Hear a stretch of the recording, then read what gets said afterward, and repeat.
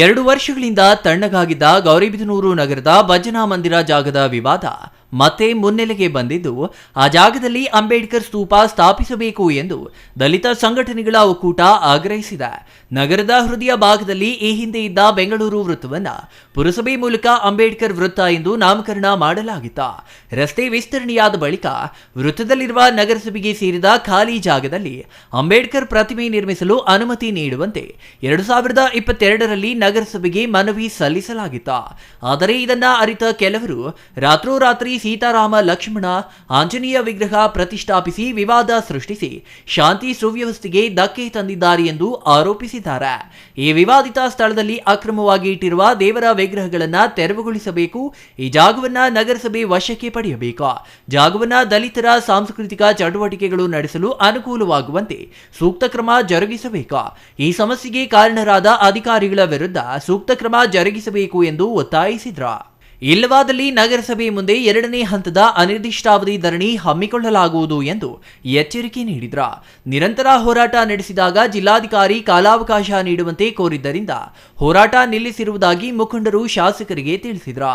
ಇನ್ನು ನಗರಸಭೆ ಆಯುಕ್ತರಾದ ಡಿಎಂ ಗೀತಾ ಮಾತನಾಡಿ 1953 ಖಸಾಯಿಖಾನೆ, ಬಳಿಕ 1966ರಿಂದ 68ರಲ್ಲಿ ಭಜನಾ ಮಂದಿರ, 1985ರಿಂದ 86ರವರೆಗೆ ಕೋದಂಡರಾಮಸ್ವಾಮಿ ಭಜನಾ ಮಂದಿರ ಎಂದು ಖಾತೆ ಬರುತ್ತಿದೆ. ರಸ್ತೆ ವಿಸ್ತರಣೆಯಾದ ಬಳಿಕ 2015ರಲ್ಲಿ ಜಿಲ್ಲಾಧಿಕಾರಿ ಪುರಸಭೆ ಸಾಮಾನ್ಯ ಸಭೆಯಲ್ಲಿ ಚರ್ಚಿಸಿ ಪುರಸಭೆಗೆ ವಾಪಸ್ ಪಡೆಯುವಂತೆ ಸೂಚನೆ ನೀಡಿದ್ರು. ಪುರಸಭೆಗೆ ವಾಪಸ್ ಪಡೆಯದ ಕಾರಣ ಯಥಾಸ್ಥಿತಿ ಇದೆ. ಈಗ ಜಾಗಕ್ಕೆ ಸಂಬಂಧಿಸಿ ನ್ಯಾಯಾಲಯದಲ್ಲಿ ದಾವೆ ನಡೆಯುತ್ತಿದೆ ಎಂದು ತಿಳಿಸಿದ್ರು. ಶಾಸಕ ಕೆಎಚ್ ಪುಟ್ಟಸ್ವಾಮಿಗೌಡ ಮಾತನಾಡಿ 2015ರಲ್ಲಿ ಜಿಲ್ಲಾಧಿಕಾರಿ ಆದೇಶದಂತೆ ಪುರಸಭೆ ಪಾಲಿಸಿದ್ರೆ ಈ ಸಮಸ್ಯೆ ಉದ್ಭವಿಸುತ್ತಿರಲಿಲ್ಲ. ಹಿಂದಿನ ಶಾಸಕರು ಪ್ರಭಾವಿಯಾಗಿದ್ರು. ಆ ಸಂದರ್ಭದಲ್ಲಿ ಸಮಸ್ಯೆ ಬಗೆಹರಿಸಿಕೊಳ್ಳಬಹುದಿತ್ತು. ಆದರೆ ಈಗ ಪ್ರಕರಣ ನ್ಯಾಯಾಲಯದ ಮೆಟ್ಟಿಲೇರಿದ್ದು ನಗರಸಭೆಯಿಂದ ಏನೂ ಮಾಡಲು ಸಾಧ್ಯವಿಲ್ಲ. ನ್ಯಾಯಾಲಯದ ಮೂಲಕ ಆ ಜಾಗವನ್ನ ನಗರಸಭೆ ಪಡೆಯಬೇಕು. ಬಳಿಕ ಸಾಮಾನ್ಯ ಸಭೆಯಲ್ಲಿ ಚರ್ಚಿಸಿ ಅಂಬೇಡ್ಕರ್ ಪ್ರತಿಮೆ ಅವಕಾಶ ನೀಡಬಹುದಾಗಿದೆ. ಮೊದಲು ನ್ಯಾಯಾಲಯಕ್ಕೆ ಅಗತ್ಯ ದಾಖಲೆಗಳನ್ನು ಸಲ್ಲಿಸಿ ಜಾಗ ನಗರಸಭೆಗೆ ಪಡೆಯುವ ಕೆಲಸ ಮಾಡೋಣ. ಈ ನಿಟ್ಟಿನಲ್ಲಿ ನಾನು ಎಲ್ಲಾ ರೀತಿಯ ಸಹಕಾರ ನೀಡುತ್ತೇನೆ. ಬಳಿಕ ಅಂಬೇಡ್ಕರ್ ಪ್ರತಿಮೆ ನಿರ್ಮಾಣಕ್ಕೆ ಅಗತ್ಯ ನೆರವು ಒದಗಿಸುತ್ತೇನೆ ಎಂದರು. ಅಂಬೇಡ್ಕರ್ ಪ್ರತಿಮೆಯನ್ನ ನಾವು ಸ್ಥಾಪನೆ ಮಾಡಬೇಕು. ಅದಕ್ಕೋಸ್ಕರ ಅದಕ್ಕೆ ಬೇಕಾದಂತ ಒಂದು ಅನುಕೂಲಗಳನ್ನ, ಲೀಗಲ್ ಇಶ್ಯೂಗಳು ಏನಾದರೂ ಇದ್ರೆ ಪರಿಹರಿಸಿಕೊಡಿ. ಅದು ಅಂಬೇಡ್ಕರ್ ಪ್ರತಿಮೆ ಮಾಡಿಸೋಕ್ಕೆ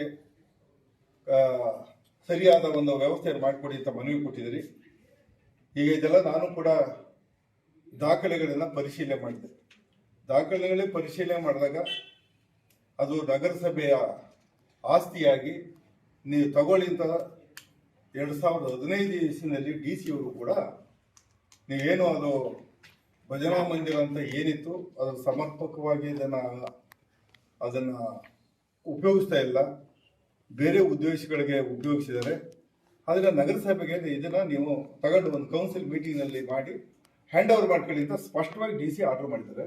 ನೀವು ಏನು ಅಂಬೇಡ್ಕರ್ ಅವರ ಪ್ರತಿಮೆಯನ್ನ ಅಲ್ಲಿ ಪ್ರತಿಷ್ಠಾಪನೆ ಮಾಡಬೇಕು ಅಂತ ಏನು ಭಾವನೆ ಇದೆ ಅದರಲ್ಲಿ 2ನೇ ಮಾತಿಲ್ಲ. ಅದಕ್ಕೆ ನಂದು ಕೂಡ 100% ಸಹಮತ ಇದೆ. ನೀವೊಬ್ಬರೇ ಇಲ್ಲ, ನಾನು ಕೂಡ ಸಹಮತ.